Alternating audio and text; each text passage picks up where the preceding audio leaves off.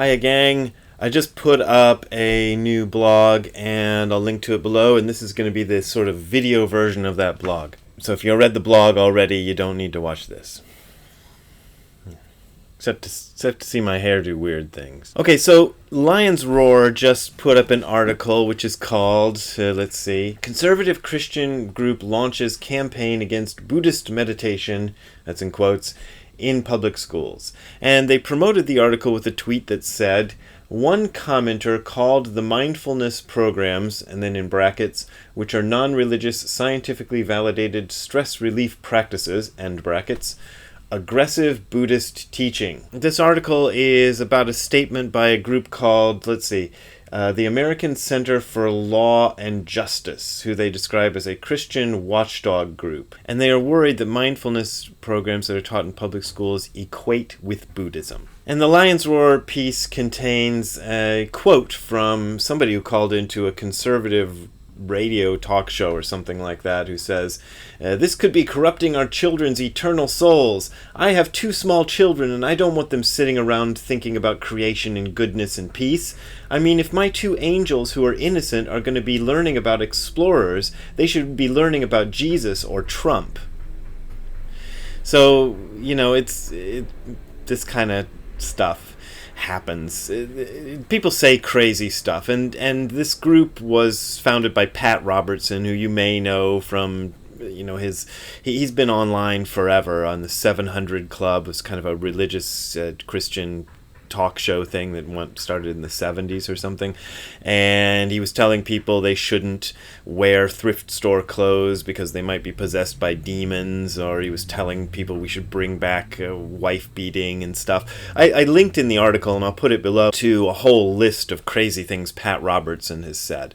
So yeah, people say kooky stuff. But my question is, are mindfulness programs that they teach in schools really non-religious, scientifically validated stress relief practices?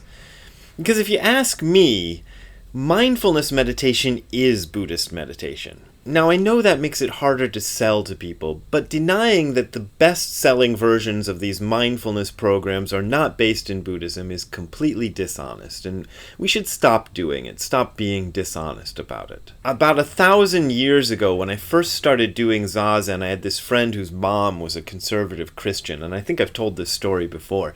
She was worried that by meditating I was going to open my mind up to demon possession, and in one of my books, I think it was a Hardcore Zen, I made a joke about this, saying that Zen meditation retreats are so boring that I sometimes wished demons would try to possess me, just to break up the boredom and tedium of the whole thing. But the thing is, her fears are not without merit. People lately have been getting into this. There's a woman named Willoughby Britton who started a group called the Dark Night Project, and I'll see if I can link that below too. She talks about all these people she's worked at who've had crazy experiences doing what they are told is just a completely safe program to relieve stress. One guy said he had thoughts like, let me take over you, combined with confusion and tons of terror, and he had visions of death with a scythe and a hood, and the thought, kill yourself, over and over. Which sounds a little bit like demon possession to me. Now, experiences like that are rare, but they do happen. And lower level crazy experiences also happen with meditation. Meditation is not something trivial to deal with, it's actually serious business. I'm a Buddhist, and I've meditated all my life, or most of my life anyway, since I was 18 or so, and I'm well over 18 now, as some of you know. Just look me up on Wikipedia, you'll find how old I am. But I would not be comfortable with, say, my niece or nephew when they were 10 years old being taught how to meditate by somebody who had as little as 6 days of training. And I'll put a link below, again, this is also in the article, to something from one of the best-selling meditation programs that does offer a 6-day training in teaching people how to teach others how to meditate. And that to me is like telling somebody, hey, you want to be a psychiatrist? Here, I'll teach you in a week. It's just talking to people after all. go ahead and do it. Or it's like those online things where you just send in $10 and you get a certificate saying that you're a pastor, It's not that easy. Like, it takes me about 3 minutes to teach somebody how to do Zazen, but I've been teaching people how to do Zazen for probably close to 20 years now, maybe more than 20 years. Has it been? Anyway, I've been doing it for a long time, and the follow-up is where it gets really difficult. And after 20-some years, I feel like I'm barely competent. I'm almost competent. And there are still cases that come to me, people in Dokusan, where I have these one-to-one meetings, where I'm like, oh my God, I don't know what to say to this person. So it's not easier and trivial stuff, and it has to be taken very carefully. Now, some people classify Buddhism as a religion, and I understand that. I tend to classify it as a meditation system that has 2,500 years of research and development behind it across multiple cultures and different eons of human history. But I can see why people think of it as a religion because, honestly, even in the Zen tradition, which I think is one of the least religious, maybe the number one least religious of all the Buddhisms in the world, it still looks and feels a lot like a religion. So it is a difficult thing to convince people it's not a religion because, honestly, there are some forms of Buddhism that are religions where Buddha is worshipped as a god. So that doesn't help the case at all. The problem is we live in a Christian, Judeo-Muslim society. I said in the article Christian society because I figure most of my readers are based in Europe or America, but for Jews and Muslims it's the same problem, which is that Christianity, Judaism, and Islam are exclusive religions, which say, thou shalt not have no other God before me, or however it's phrased in the Bible. And other religions aren't like this. The religions, the Greek and Roman religions that preceded Christianity and Islam in the West, they're fine if you worship Jupiter and Apollo, or you could also throw in Zeus or Mithras or whoever you want in there. You could throw in Jesus. The Romans were fine with Christians until the Christians started telling them that, okay, you can't worship the Roman gods too, which meant you couldn't pay taxes and stuff. So, and Hinduism is kind of the same. You can have Ganesh and Krishna and Shiva on your altar. You can even put Buddha on your altar. It's fine.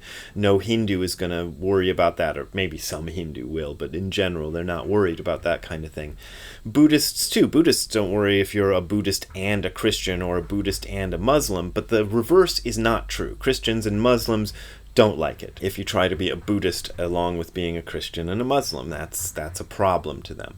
And I wish I had a good solution for it, but I think a bad solution for it is trying to rip mindfulness away from Buddhism and present it as its own thing. Because these newfangled mindfulness-based stress programs and all this stuff, they don't have the 2,500 years of cross-cultural research and development that Buddhism has had to deal with some of the weird things that happen to people when they meditate. It's just a fact.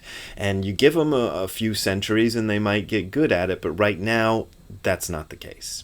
The other thing that bugs me about this article is, and this is kind of unrelated, but it invites us to mock and ridicule Christianity, and I don't like that, and I don't like the fact that I'm perceived as part of people who mock and ridicule Christianity. I think actually Christians who talk about Christianity being under attack, especially by the media these days, mainstream and social media, have a point. When they talk about the war on Christmas, I think calling it a war is overstating the fact, but they got a point. It really does feel like that, and I say this as a person who is not a Christian, and I was just talking to a good friend of mine who's Jewish who said the same thing, feeling like Christianity is under attack these days. And, I like Christmas. I get to wear these great sweaters, or this shirt. Did I show you this one? Wait a minute. See that one? That's cool, right? So I like Christmas. I don't like it being attacked. I like saying Merry Christmas, and I like Christmas music and all that. But more to the point, I don't think we as Buddhists need to be ridiculing Christians. And this writer, Sam Littlefair, using that quote about learning about Jesus or Trump, that's just a cheap shot. And it really makes us all look petty. And I wish people like him would stop doing that. This is not the first time I've taken issue with the Sam Littlefair article. I don't know the guy or anything.